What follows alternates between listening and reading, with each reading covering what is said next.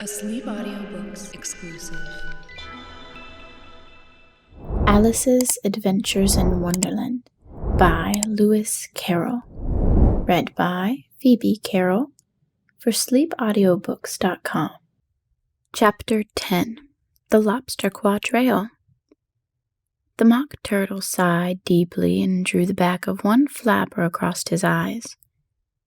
He looked at Alice and tried to speak, but for a moment or two sobs choked his voice. "Same as if he had a bone in his throat," said the Gryphon, and it set to work shaking him and punching him on the back. At last the Mock Turtle recovered his voice, and, with tears streaming down his cheeks, he went on again. "You may not have lived much under the sea." "I haven't," said Alice. "And perhaps you were never even introduced to a lobster." Alice began to say, "I once tasted," but checked herself hastily and said, "No, never." "So you can have no idea what a delightful thing a lobster quadrille is." "No, indeed," said Alice. "What sort of dance is it?"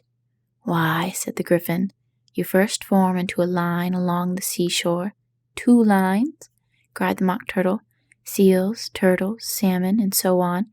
Then, when you've cleared all the jellyfish out of the way—" "That generally takes some time," interrupted the Gryphon. "You advance twice, each with a lobster as a partner," cried the Gryphon. "Of course," the Mock Turtle said.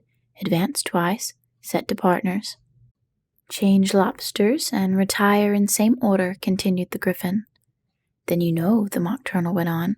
"Throw the lobsters," shouted the Gryphon with a bound into the air, "as far out to sea as you can." "Swim after them," screamed the Gryphon. "Turn a somersault in the sea," cried the Mock Turtle, capering wildly about. "Change lobsters again," cried the Gryphon at the top of his voice. "Back to land again, and that's all the first figure," said the Mock Turtle, suddenly dropping his voice, and the two creatures, who had been jumping about like mad things all this time, sat down very sadly and quietly and looked at Alice. "It must have been a pretty dance," said Alice timidly. "Would you like to see a little of it?" said the Mock Turtle. "Very much indeed," said Alice. "Come, let's try the first figure," said the Mock Turtle to the Gryphon. "We can do without lobsters, you know. Which shall sing?" "Oh, you sing," said the Gryphon. "I've forgotten the words." So they began solemnly dancing round and round Alice, every now and then treading on her toes when they passed too close, and waving their forepaws to mark the time, while the Mock Turtle sang this very slowly and sadly.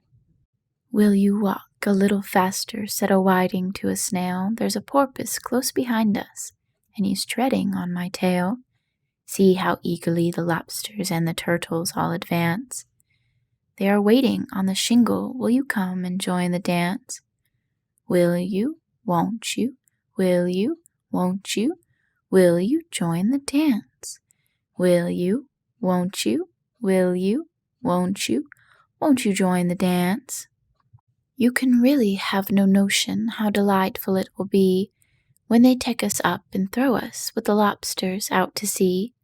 But the snail replied, too far, and gave a look askance. Said he thanked the whiting kindly, but he would not join the dance. Would not, could not, would not, could not, would not join the dance. Would not, could not, would not, could not join the dance. "What matters how far we go?" his scaly friend replied. "There was another shore, you know, upon the other side. The further off from England, the nearer is to France. Then turn to pale, beloved snail, but come and join the dance. Will you? Won't you? Will you? Won't you? Will you join the dance? Will you? Won't you? Will you? Won't you? Won't you join the dance?" "Thank you, it's a very interesting dance to watch," said Alice, feeling very glad that it was over at last. "And I do so like that curious song about the whiting." "Oh, as to the whiting," said the Mock Turtle, you've seen them, of course." "Yes," said Alice, "I've seen them at She checked herself hastily. "I don't know where Den may be," said the Mock Turtle, but if you've seen them there often, of course you know what they're like." "I believe so," Alice replied thoughtfully. "They have their tails in their mouth, and they're all over crumbs." "You're wrong about the crumbs," said the Mock Turtle. "Crumbs would all wash off in the sea. But they have their tails in their mouths, and the reason is—" Here the Mock Turtle yawned and shut his eyes. "Tell her about the reason and all that," he said to the Griffin. "The reason is," said the Griffin, "that they would go with the lobsters to the dance. So they got thrown out to sea, so they had to fall a long way, so they got their tails fast in their mouths, so they couldn't get them out again. That's all." "Thank you," said Alice. "It's very interesting. I never knew so much about a whiting before." "I can tell you more than that if you'd like," said the Griffin. "Do you know why it's called a whiting?" "I never thought about it," said Alice. "Why?" "It does the boots and shoes," the Griffin replied very solemnly. Alice was thoroughly puzzled. "Does the boots and shoes?" she repeated in a wondering tone. "Why, what are your shoes done with?" said the Griffin. "I mean, what makes them so shiny?" Alice looked down at them and considered a little before she gave her answer. "They're done with blacking, I believe." "Boots and shoes under the sea," the Griffin went on in a deep voice, "are done with a whiting. Now you know." "And what are they made of?" Alice asked in a tone of great curiosity. "Soles and eels, of course," the Griffin replied rather impatiently. "Any shrimp could have told you that." "If I'd been the whiting," said the Alice, whose thoughts were still running on the song, "I'd have said to the porpoise, 'Keep back, please. We don't want you with us.'" "They were obliged to have him with them," the Mock Turtle said. "No wise fish would go anywhere without a porpoise." "Wasn't it really?" said Alice in a tone of great surprise. "Of course not," said the Mock Turtle. "Why, if a fish came to me and told me he was going on a journey, I would say, 'With what porpoise?'" "Don't you mean purpose?" said Alice. "I mean what I say," the Mock Turtle replied in an offended tone, and the Griffin added, "Come, let's hear some of your adventures." "I could tell you my adventures, beginning from this morning," said Alice a little timidly, "but it's no use going back to yesterday, because I was a different person then." "Explain all that," said the Mock Turtle. No, the adventures first," said the Griffin in an impatient tone. "Explanations take such a dreadful time." So Alice began telling them her adventures from the time when she first saw the White Rabbit. She was a little nervous about it just at first. The two creatures got so close to her, one on each side, and opened their eyes and mouths so very wide. But she gained courage as she went on. Her listeners were perfectly quiet till she got to the part about her repeating, "You are old, Father William," to the caterpillar, and the words all coming out different. And then the Mock Turtle drew a long breath and said, "That's very curious." "It's all about as curious as it can be," said the Griffin. "It all came different," the Mock Turtle repeated thoughtfully. "I should like to hear her try and repeat something now. Tell her to begin." He looked at the Griffin as if he thought it had some kind of authority over Alice. "Stand up and repeat, 'To the voice of the sluggard,'" said the Griffin. "How the creatures order one about and make one repeat lessons," thought Alice. "I might as well be at school at once." However, she got up and began to repeat it, but her head was so full of the lobster quadrille that she hardly knew what she was saying, and the words came out very queer indeed. "'Tis the voice of the lobster, I heard him declare, 'You have baked me brown, I must sugar my hair.' As the duck with its eyelids, so he with his nose trims his belt and his buttons and turns up his toes. When the sands are all dry, he is gay as a lark, and will talk in contemptuous tones of the shark. But when the tide rises and sharks are around, his voice has a timid and tremulous sound." "That's different from what I used to say when I was a child," said the Griffin.